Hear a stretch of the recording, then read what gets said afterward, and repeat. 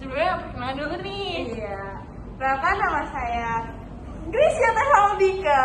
Nama saya Farah Tias. Nama saya Adra Fania. Nama saya Fatia Nisa. Kelompok hebat cerdas bersama Oke, pertama kita masuk ke bab 1 pendahuluan. Latar belakang masalah. Alasan menuju laporan hasil observasi wajib demokrasi sebagai penguatan profil pelajar Pancasila pada program sekolah PPH diharapkan menulis dapat mempraktekkan demokrasi dalam pemilihan ketua dan wakil ketua OSIS. Sistem demokrasi dan pemerintahan yang diterapkan di Indonesia untuk dipraktikkan. Secara spesifik, tujuan dari laporan hasil observasi proyek Zona Demokrasi.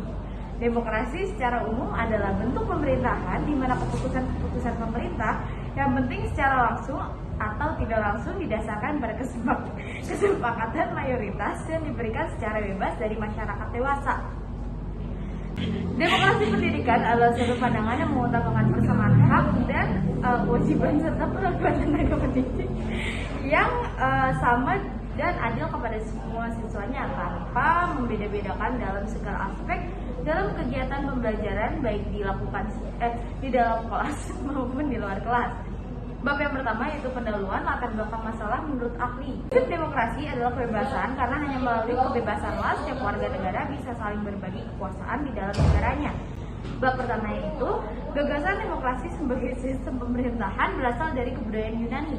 Dalam sistem tersebut, rakyat akan terlibat langsung dalam pengambilan keputusan yang berkaitan dengan keberlangsungan sebuah negara. Dalam buku berjudul Source of Democracy yang ditulis oleh Walter R. McDowell, terdapat sejarah pergolakan demokrasi yang terjadi di Amerika Serikat pada tahun 1899 hingga 1877. Jadi seluruh perkara kenegaraan harus dibicarakan langsung dengan rakyatnya. Demokrasi murni atau demokrasi langsung adalah sistem yang diusung di zaman tersebut. Ribuan tahun kemudian, pada abad ke-6 sebelum Masehi, bentuk pemerintahan yang relatif demokrasi diperkenalkan di negara-negara bagian Athena oleh Cleisthenes pada 508 sebelum Masehi. Kondisi tersebut membuat Cleisthenes dikenal dengan panggilan Bapa Demokrasi Athena.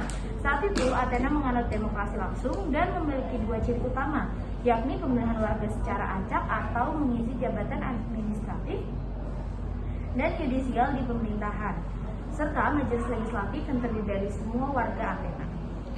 Selanjutnya, Semuanya saat itu memiliki hak berbicara dan memberi suara di majelis Athena. Meski dibuat oleh majelis, demokrasi Athena berjalan dengan kontrol langsung dari rakyat. Rakyat akan menyuarakan pendapatnya lewat majelis atau pengadilan untuk membentuk kendali politik. Hingga pada saat memasuki pertengahan 6-15 di Eropa Barat, gagasan tersebut tidak digunakan lagi. Ada banyak sistem di mana pemilihan tetap dilakukan meskipun hanya beberapa orang yang dapat bergabung. Parlemen Inggris sendiri dimulai dari makna carta, sebuah dokumen yang menunjukkan bahwa kekuasaan raja terbatas dan melindungi hak-hak tertentu rakyat. Parlemen terpilih pertama adalah Parlemen de Montfort di Inggris pada 1265. Namun hanya beberapa orang yang menulis sebab parlemen dipilih oleh beberapa orang saja. Sejarah demokrasi di Indonesia dimulai pada awal abad ke-20. Pada fase ini, Indonesia masih mengalami penjajahan ala Belanda dan pemikiran demokrasi modern dari Barat sudah mulai masuk ke Indonesia. Tepatnya, anak-anak muda dan mahasiswa yang mengenyam pendidikan di Eropa banyak membaca ide-ide demokrasi melalui buku serta ruang-ruang diskusi terbuka. Kemudian, mereka banyak mendapatkan inspirasi mengenai konsep negara demokrasi yang sudah terbuka dan sangat kontradiktif dengan Indonesia. Generasi pertama yang merasakan bagaimana indahnya demokrasi di negara-negara Eropa adalah Muhammad Hatta yang telah menjadi wakil presiden Indonesia. Hatta belajar di Belanda dan mengenal berbagai ide-ide demokrasi. Di generasi Hatta ini, ide-ide demokrasi merasap di benak anak muda Indonesia dan memulai gerakan-gerakan kemerdekaan. Mengalami banyak ganjaran karena transisi dari penjajahan Belanda ke penjajahan Jepang. Akhirnya kemerdekaan resmi diproklamasikan pada 17 Agustus 1945. selanjutnya ke bab 1 pendahuluan. Dalam demokrasi ada beberapa macam, yaitu pertama demokrasi Pancasila. Demokrasi Pancasila merupakan demokrasi yang saat ini berlaku di tanah air Indonesia. Demokrasi yang bersumber berdasarkan musyawarah mufakat dengan memprioritaskan kepentingan seluruh masyarakat atau warga negara seperti yang tercantum pada kelima sila Pancasila. Seperti yang kita ketahui, Pancasila merupakan pandangan hidup bangsa Indonesia yang memiliki makna kristalisasi berbagai pengalaman hidup bangsa Indonesia yang telah membentuk sikap, watak, perilaku, tata nilai, pandangan sifat, moral, serta etika yang telah melahirkannya. B. Demokrasi parlementer.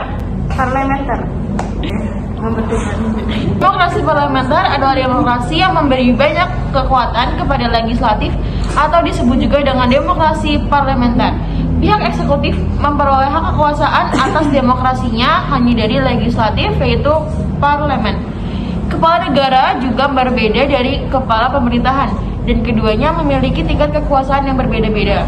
Namun, dalam kebanyakan kasus, presiden adalah raja yang lemah atau Inggris atau pemimpin resmi atau India. C.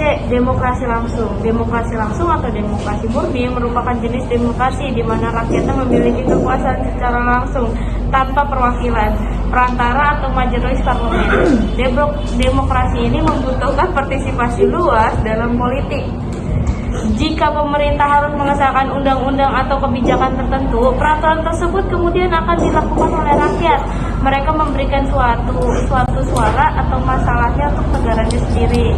Demokrasi tidak langsung. Demokrasi tidak langsung adalah ketika rakyat memilih siapa yang dapat mereka pilih untuk mewakilkan suara mereka di parlemen. Demokrasi ini merupakan bentuk demokrasi yang paling umum di seluruh dunia. Perkenaannya terletak pada perlindungan hak-hak yang tidak hak-hak yang hanya ada di mayoritas negara, tapi juga di negara minoritas, dan memilih perwakilan lebih berkualitas. Minoritas kemudian akan menyuarakan keseluruhannya dengan lebih efisien. Demokrasi presidensial. Di bawah ini sistem demokrasi presidensial. Presiden dapat dipilih secara langsung oleh warga negara. Eksekutif pemerintah kemudian tidak dapat bertanggung jawab kepada legislatif, tetapi tidak dapat membubarkan legislatif secara sepenuhnya. Dalam demokrasi presidensial, kepala negara adalah kepala pemerintahan. Negara-negara seperti Amerika Serikat, Argentina, dan Sudan telah menggunakan jenis demokrasi ini. Untuk menyambung ekstensibilitas kinerja dalam sistem demokrasi presidensial, Indonesia yang telah terjadi di satu masa ke satu masa yang lainnya. Demokrasi liberal. Demokrasi liberal adalah demokrasi yang menggunakan sistem politik dengan paham memberikan kebebasan individu untuk berdemokrasi. Liberal juga dapat dikatakan sebagai demokrasi yang mengutamakan perlindungan untuk individu ataupun hak-hak dan kekuasaan lainnya. Nah, ini adalah dokumentasinya. Lalu di bab 3 itu penutup atau kesimpulan. Demokrasi pendidikan adalah suatu pandangan yang mengutamakan persamaan hak dan kewajiban serta perlakuan tenaga pendidik yang sama dan adil kepada semua siswanya tanpa membeda-bedakan dalam segala aspek dalam kegiatan pembelajaran baik di dalam kelas maupun di luar kelas. Tujuan demokrasi secara umum, tujuan demokrasi adalah menciptakan kehidupan masyarakat sejahtera, adil dan makmur dengan konsep mengedepankan keadilan, kejujuran, dan keterbukaan. Sekian, terima kasih. Bye.